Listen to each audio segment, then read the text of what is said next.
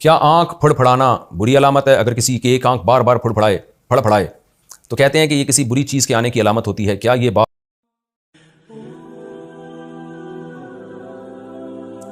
اسباب کی طرف نسبت کرنا کیا شرک ہے؟ کیا اسباب کی طرف نسبت کرنا شرک کے زمرے میں آتا ہے؟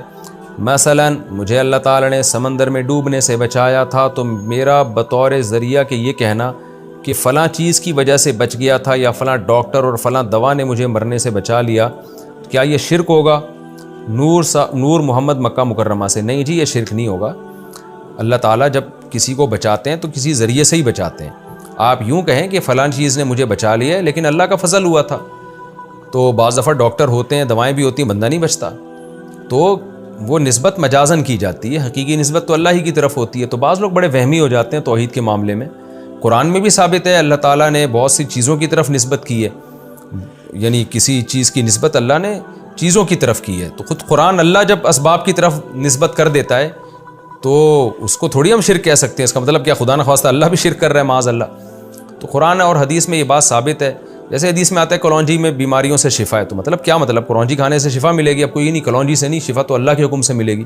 تو بھئی کلونجی کھانے سے جو شفا ملے گی وہ بھی اللہ کے حکم سے ہی ملے گی، اللہ نہیں چاہے گا تو تھوڑی ملے گی. تو یہ چیزوں کی طرف نسبت کرنا یہ شرک نہیں ہے.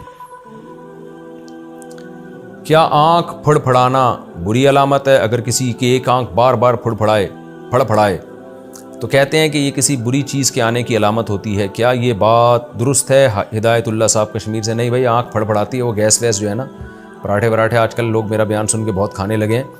تو پیٹ میں جب گیس ہوتی ہے وہ تو ادھر ادھر پھدکتی ہے، وہ جہاں اس کو جگہ ملتی ہے وہاں جاتی ہے. تو وہ آنکھ میں بھی کبھی چلی جاتی ہے تو وہ پھدکنا شروع ہو جاتی ہے، جہاں تک میری معلومات ہیں. باقی ڈاکٹر ہی بتائیں گے کہ یہ صحیح ہے کہ نہیں ہے. تو اس کا کوئی نحوست سے یا بری قسمت سے یا بری چیز سے اس کا دور کا بھی کوئی تعلق نہیں ہے.